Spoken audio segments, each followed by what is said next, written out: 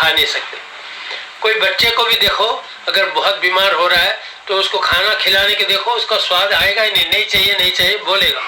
लेकिन कुछ ऐसी माएँ होती हैं, अरे तू कमजोर हो जाएगा, ब्रेड तो खा ले, दूध तो पी ले, कुछ ना कुछ खा ले करके जबरदस्ती खिला देते हैं। वो बच्चे और भी बीमार हो जाते हैं, उल्टियाँ करते हैं। हमें जानना चाहिए कि शरीर जब बीमार होता है तो उसको इलाज करने के लिए उपवास करना है। लंघनम परम औषधम कहते हैं ना, वेदों में कहा गया उपवास करना सबसे अच्छा दवाई है। बड़ी से बड़ी बीमारियां जो भी होती हैं, बहुत तीव्र गति से जो होता है उसको एक्यूट डिसीज, तीव्र रोग बोलते हैं। तीव्र रोग में उपवास करना सबसे ज्यादा समझदारी है। ये तो उपवास करने का जो विधि है हर मत में, हर धर्म में ये शामिल किया गया है। ईसाइयों में, मुसलमानों में, हिंदुओं में और बुद्ध धर्म में और सब धर्मों में समय समय पर उपवास करते हैं हम लोग। ये उपवास करने से जो शरीर के जो दो काम है, खास करके जितने सारे काम हैं उनको दो भाग में बांट सकते हैं। एक तो खाना को हजम करने का, दूसरा गंदगी को निकालने का। जो इसमें गंदगी को निकालने का काम है उसमें हम लोग इतना खबर नहीं देते हैं, इसलिए कुछ ना कुछ गंदगी रह जाता है। खुराक अगर ऐसा हो जिसमें रेशा हो, पानी हो और जीव हो तो ये गंदगी रह नहीं जाएगा, वो सब गंदगी अपने आप समय समय पर निकलता जाएगा। लेकिन आजकल के खुराकों में जो डिब्बों में, बोतलों में और पॉकेट्स में आते हैं, इनके अंदर रेशा नहीं है, इसके अंदर जीव नहीं है, इसके अंदर पानी नहीं है, इसके अंदर खुराक ही नहीं है। ऐसे ऐसे चीज़ों को खा लेते हैं हम और इससे बीमार हो जाते हैं। वो शरीर के अंदर टिक जाते हैं और निकालना मुश्किल हो जाता है। अब देखिए, घर के अंदर गंदगी जमा हो जाए तो हमारा रहना भी मुश्किल हो जाता है। घर के अंदर जगह हो चलने फिरने का तो वो घर में अच्छी तरह से रहा जा सकता है। इसी तरह ये घर जो पहला घर है हमारा, इसके अंदर हम रहते हैं। इसके अंदर जो है कि किस्म किस्म के रसायन, खून और सेल्स, जितने कण हैं एक जगह से दूसरी जगह चलते रहते हैं। ये जो इनका चलन है, अगर ये रुक जाए किसी जगह में, वहाँ दर्द होता है। इस दर्द को दूर करने के लिए क्या करना चाहिए? उस जगह को मसल दो या उसको ठंडा करो, वहाँ एक्सरसाइज करो, ताकि वहाँ से खून के कण और जगह में फैल जाएं और चलें। ये सब नियम अपने आप ही आता है, हमें किसी के कहने से सीखने की जरूरत नहीं है। इसी के लिए इसको प्राकृतिक चिकित्सा कहते हैं। इसमें चिकित्सा कोई नहीं होता। मैं शुरू से ये कह रहा था, रोग नाम का चीज कोई अलग नहीं है। रोग तो प्राण शक्ति ने शुरू किया है। प्राण शक्ति ने क्या किया? जब गंदगी ज्यादा है तो होता है तो हमें एक चेतावनी देता है। सर में दर्द या पेट में दर्द या उल्टियां हो जाता, दस्त हो जाता, जो कुछ भी तीव्र गति से रोग होता है, ये हमारे चेतावनी है। इस वक्त क्या करना चाहिए? लंघनम परम औषधम, खाना मत खाओ और बाकी आराम करो और शरीर को काम करने दो। सफाई का काम पूरा होने के बाद फिर से खा सकते हैं, खाने योग्य बन जाते हैं। ये काम जब अपने आप हो रहा है शरीर में, तो हम अलग इलाज करने के लिए क्यों जाएं? नहीं, आजकल तो बहुत कई किस्म के बीमारियां आई हैं, इसके लिए तो इलाज करना ही पड़ेगा, इसके लिए तो दवाई देना पड़ेगा, इसके लिए तो वैक्सीन लेना पड़ेगा। ऐसे विश्वास जो है हमारा घात हो गया। जहाँ से जो भी विश्वास था हमारा, वो धीरे धीरे दूर होता गया और हम ऐसे जगह पे पहुंच गए जहाँ हम विश्वास ही नहीं कर सकते हैं कि प्राण शक्ति हमारा रक्षा करता है। प्राण शक्ति हमारी अंदर बीमारी लाता है हमें बचाने के लिए। ये सबसे बड़ा सच्चाई आप जानो और उसके बाद मानो। पहले जानिए फिर मानिए। क्या करना है उसको? जब भी आप थोड़ा भी बीमार होते हैं तो उस वक्त उपवास करके देखिए, तब मालूम होगा कि ये सच है। हर जो उपचारण हम बताते हैं प्राकृतिक चिकित्सा में, इससे बड़ी से बड़ी बीमारियां दूर होती हैं। आजकल हमारे प्राकृतिक चिकित्सा शिविर में कौन आते हैं? वो लोग नहीं आते हैं जिनको खाली थोड़ा बहुत पेट दर्द है या सर दर्द है। वो लोग आते हैं जिनका बाईपास सर्जरी हो चुका है, जिनका स्टंट लग चुका है, जो कई सालों से दवाई खा रहे हैं डायबिटीज के लिए, आस्थमा के लिए, आर्थराइटिस के लिए, ऐसे कई कई नाम बीमारियों का नाम लेके आते हैं, रिपोर्ट लेके आते हैं कि हमें ये बीमारी है, हमें वो बीमारी है, मैं दवाई एक दिन भी नहीं छोड़ सकता, मुझे तो रोज सुबह खाना है, दोपहर को खाना है, शाम को खाना खाते हैं या नहीं खाना, ये दवाई जरूर खाना है। डॉक्टरों ने बता दिया उनको, इसलिए वो हम कह रहे हैं कि हमको कह रहे हैं ये दवाई खाना है। हमने कहा कि अगर दवाई खाना है तो फिर हमारे शिविर में क्यों आते हैं? शिविर में आना है तो आप सब दवाइयों को छोड़ के आइए, दवाई छोड़ने से ही प्राकृतिक चिकित्सा काम आएगा। अरे डॉक्टर ने तो मना किया है, तो हम कहते हैं कि देखिए जो तकलीफ होगा हमें बताइए। कोई भी ऐसा व्यक्ति नहीं रहा जिसको तकलीफ बढ़ गया हो। प्राकृतिक चिकित्सा शिविर में आने के बाद उनका दवाई छूट गया, दवाई के ऊपर निर्भर रहते थे, वो निर्भरता छूट गया, आजाद हो गए, डॉक्टरों से, दवाइयों से, बीमारी से आजाद हुए। वो लोग सीख गए बिना दवाई का कैसे जी सकते हैं। ये क्या झूठ बोल रहे हैं हम? इतने हजारों लोग ठीक हुए हैं, तो इनका चरित्र जो केस हिस्ट्री सब हमारे पास है। विश्वास शास्त्र सिद्धांत यही बोला कि शास्त्र ये सिद्धांत के ऊपर आधारित ये जो चिकित्सा प्रणाली है ये हमेशा रहेगा और अनादिकाल से रहा है और आज भी सच है और कल भी सच रहेगा। इसमें कौन सी सच्चाई के बारे में मैं कह रहा हूँ? जो शरीर के अंदर डालते हैं वो मटेरियल खुराक होना चाहिए। Thy food be thy medicine, ऐसे हिपोक्रेटिस ने कहा, जिसको फादर ऑफ मेडिसिन मानते हैं। जो हर डॉक्टर जो अपना डॉक्टरी पाने के लिए सर्टिफिकेट लेने से पहले प्रतिज्ञा करता है, हिपोक्रेटिस ओथ ऑन हिपोक्रेटिस, उसमें कहा जाता है कि शरीर के अंदर कोई ऐसा चीज नहीं डालूंगा जो शरीर को नाश करेगा। तो उसने हिपोक्रेटिस ने कहा है आपका खुराक ही आपका दवाई है। तो अन्नम ही भूतानाम ज्येष्ठम तस्मात् सर्वौषधम उच्यते, ये उपनिषद में कहा गया। जो कुछ साइंस ने बताया, जो कई विज्ञानियों ने बताया, वो पहले ही हमारे वेदों में है। तो खुराक ही सब बीमारियों का दवाई है। जो खुराक नहीं है उसको दवाई के रूप में मत लीजिए, जरूरत नहीं है। कितने भी दवाइयां आप खा रहे हो सब छूट सकता है, लेकिन कुछ ऐसी बीमारियां हैं जहाँ पे प्राकृतिक चिकित्सा भी नहीं काम कर सकते। वो क्या है? जिसमें काफी हद तक दखल दे दिया है, डायलिसिस कर लिया है आपने, काफी सर्जरी कर लिया, टॉन्सिल्स निकाल दिया, अपेंडिक्स निकाल दिया, एक लंग्स निकाल दिया, एक किडनी निकाल दिया। अब क्या शरीर में बचा ही क्या है जिसको हम ठीक करें? इसलिए ये सब होने से पहले आप प्राकृतिक चिकित्सा सीखिए। जो भी कोई बीमारी हो, एक जमाने में चेचक की बीमारी होती, माता बोलते के थे, वो बीमारी में स्मॉल पॉक्स वैक्सीनेशन इंट्रोड्यूस किया।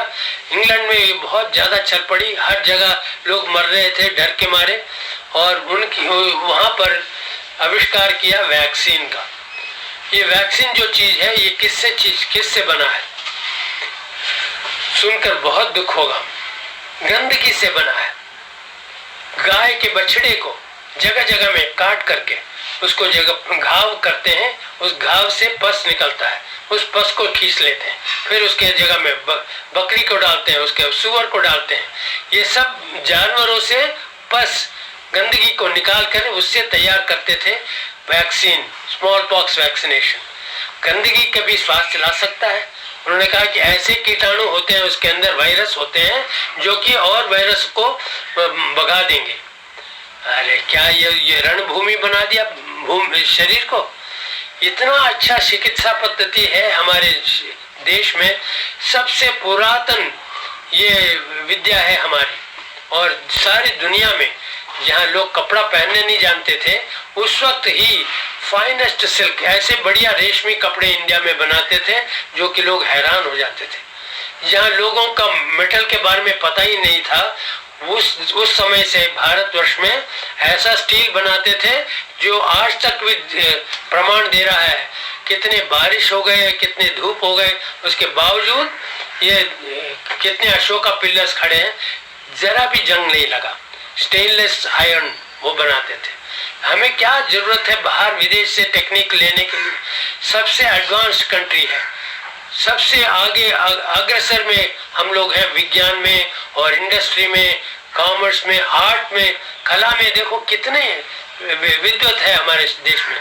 योगा, हर शास्त्र जो दुनिया सलाम करती है, इतना अग्रसर लोग को क्या अंग्रेजी दवाई खाने की जरूरत है? बिल्कुल जरूरत नहीं। ये मोदी सरकार ने बहुत सारे अच्छे काम किए हैं। ये जो देखिए लॉकडाउन कर दिया, इसमें कितना हवा स्वच्छ हो गया, पानी स्वच्छ हो गया, सब लोगों को सांस लेने के लिए अच्छा हवा मिल रहा है, अच्छी चीजें मिल रही हैं। तो ये मोदी सरकार ने कई ऐसे अच्छा काम किया है। लोगों को कहा हाथ धो लो, हमेशा दूसरों को हाथ मत लगाओ, आंखों में हाथ मत लगाओ, रुमाल इस्तेमाल करो, ऐसे से कई हाइजीनिक प्रैक्टिसेस बताया है। इससे बहुत लाभ हो रहा है लोगों को और बीमारियां कम हो रही हैं। साथ साथ आप लोग ये भी करिए, व्यायाम खूब करिए, खूब व्यायाम करिए, आपका जो स्वास्थ्य बहुत अच्छा रहेगा। उसके साथ क्या करना है? आराम तो कर ही रहे, काम ही नहीं है ऐसे मत सोचिए। खूब व्यायाम करने के बाद जो आराम करेंगे उस व्यायाम का फायदा उस वक्त मिलेगा। उसके बाद क्या करना है?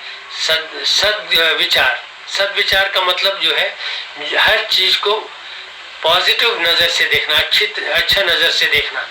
भद्रम कर्णेभिः शृणुयाम देवाः, भद्रम पश्येमाक्षभिर्यजत्राः, स्थिरैरङ्गैः स्तुष्टुभागुंसस्तनूभिः व्यशेम देवहितं यदायुः। स्वस्ति न इन्द्रो वृद्धश्रवाः, स्वस्ति नः पूषा विश्ववेदाः, स्वस्ति नस्तार्क्ष्यो अरिष्ठनेमिः, स्वस्ति नो बृहस्पतिर्दधातु। ओम शांति शांति शांति। क्या एक मंत्र है? क्या इतने मंत्र हैं हमारे जो उपदेश देते हैं अच्छी तरह से। जिस चीज को भी देखो अच्छे नजर से देखो, जिस चीज को भी सुनो अच्छे अंदाज से सुनो। सब जगह स्तोत्र इतने हैं, इतने श्लोक हैं हमारे संस्कृत में। हर चीज हमें यहाँ भारतवर्ष में मिलता है। बाहर से सीखने की जरूरत नहीं है। बाहर से सीखने की अब जरूरत होगी कुछ बातों का, क्योंकि बाहर के देश कई लोगों ने अपनी जगह साफ रखा है। हमें भी यही आदत करना चाहिए। मोदी सरकार ने स्वच्छ भारत का जो आंदोलन चला है कितना अच्छा है, सब लोग अपनाइए। बाहर से जितना बाहर भी साफ रखिए, घर के अंदर भी साफ रखिए, अपने बदन को भी साफ रखिए। बदन को साफ रखने से ही स्वच्छ भारत का आह्वान जो है वो पूरा होता है। बदन को साफ कैसे रखते हैं? बदन में आपके मुंह में वही चीज डालिए जो कि खुराक हो, जो अन्य पदार्थ है जो घर में नहीं बना है, जो बाहर बना है, ऐसी चीजों को मत खाइए। सब्जियां, कच्ची सब्जियां में इतना लाभ है, कितने किस्म किस्म के विटामिन, मिनरल्स और प्रोटीन और कई किस्म के आते हैं। प्रोटीन के कई किस्म हैं, लेकिन जो सब्जियों से पत्तों से आते हैं उस किस्म का प्रोटीन जो है सबसे लाभदायक है शरीर के लिए। जो कार्बोहाइड्रेट मिलता है वो सब्जियों में, फलों में जो मिलता है वो तो सबसे अच्छा है। बाहर ये मैदा का आटा वगैरह छना हुआ वो मत लीजिए। जो चीनी है वो बिल्कुल ही मत लीजिए। White sugar completely should be taken away from your life। गुड़ खा सकते हैं, फल खा सकते हैं। फल से जो शुगर मिलेगा वो तो डायबिटीज वाला भी ले सकता है। डायबिटीज वाला हो या ना हो, शुगर तो हमारे शरीर के लिए जरूरी है। कार्बोहाइड्रेट को हजम करने के बाद जो शुगर बनाते हैं उससे अच्छा है फलों से जो शुगर मिलता है फ्रुक्टोज, वो डायबिटीज वालों को भी हानि नहीं पहुंचाता और लाभ देता है। एक ही किस्म का फल एक बार खाइए तो हजम करना बहुत आसान है। ऐसे कई मार्गदर्शन है प्राकृतिक चिकित्सा में जिसको सुनना चाहिए, अपनाना चाहिए। ये INO वालों ने कई जगह में हम जैसे कई लोगों का अपॉर्चुनिटी दिया, मौका दिया कि बात करो, लोगों से कहो इसमें क्या क्या लाभ होता है। प्राकृतिक चिकित्सा सर्वोत्तम चिकित्सा पद्धति है, न केवल चिकित्सा पद्धति है, ये एक जीवन शैली है। इसमें चिकित्सा का तो नाम ही नहीं। ऐसे चिकित्सा करके नाम पॉपुलर तो हो गया। चिकित्सा किस चीज का? रोग का। रोग तो हमारा दोस्त है, तीव्र रोग हमारा मित्र है। उसको खामखा हमने ब्लेम किया हुआ है एक कीटाणु को, जिसने कीटाणु रोग पैदा कर दिया। उस कीटाणु जो है दोषी ठहराया गया है, लेकिन जो नेचर के कोर्ट में, कुदरत के अदालत में वो निर्दोषी पाया गया। और उसको निर्दोषी क्यों पाया गया है कि वो कुदरत का ही एक क्रिया है जिससे कि हमारे गंदगी को खाने के लिए आता है। ये कोई ऐसे स्मरण नहीं करके नहीं बोल रहा हूँ, ये प्रूवन चीज है। जैसे उन्होंने प्रूव कर दिया cholera germs cause cholera, malaria germs cause malaria, और ये क्या बोलते हैं डिप्थीरिया कीटाणु से डिप्थीरिया होता है, ऐसे अलग अलग कीटाणु के ऊपर दोष ठहराया गया है। लेकिन उससे पहले कि वो कीटाणु वहां प्रकट हो जाएं, वहां क्या था, ये बात सोचने का है। कीटाणु होने से पहले वहां गंदगी था। उस गंदगी को अगर साफ कर लेते समय समय पर, वो कीटाणु वहां होने का जरूरत ही नहीं था। जैसे मैंने केले छोड़ के आए थे शेल्फ में, वो सड़ गया, सड़ने के बाद वो किसी का खुराक नहीं है, उसको खाने के लिए कीटाणु उसी से उत्पन्न हुए।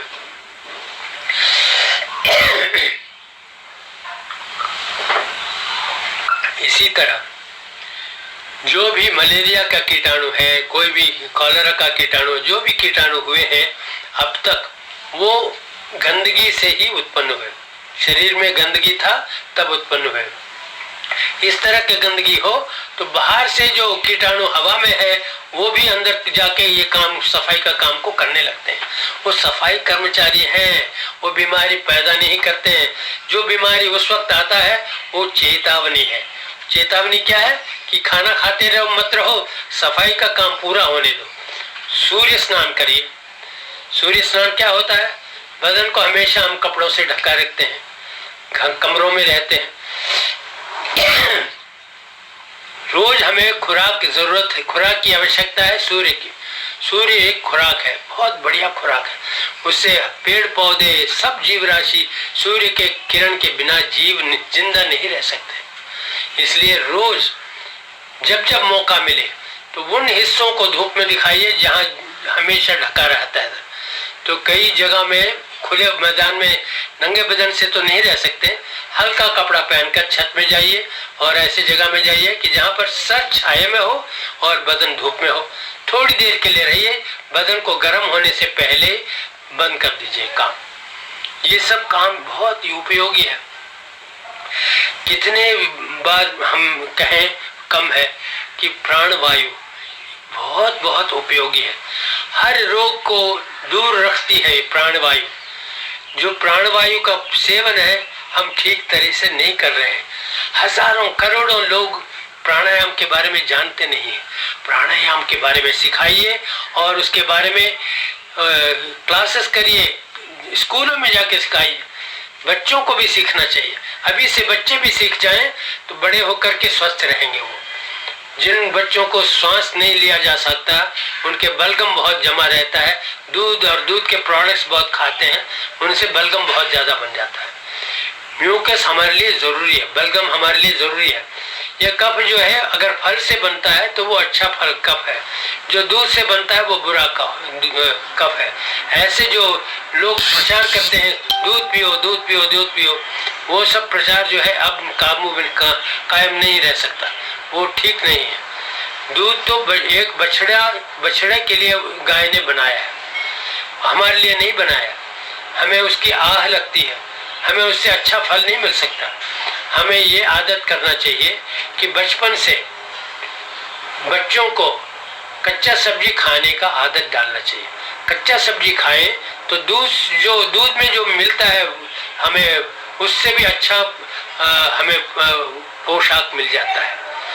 तो जो नट्स खाते हैं, बादाम है, पिस्ता है और काजू है, ऐसा चीज जो खाते हैं उसको अगर भिगो के खाएं, उसके अंदर जीव आता है, उसमें पानी आता है, उसमें रेशा आता है और जो प्रोटीन है वो सब उस अल्कलाइन हो जाता है। जितना हम खुराक खाते हैं उसमें एक तो होता है कि क्षार, एक होता है तेजाब। हमारे खुराक में सब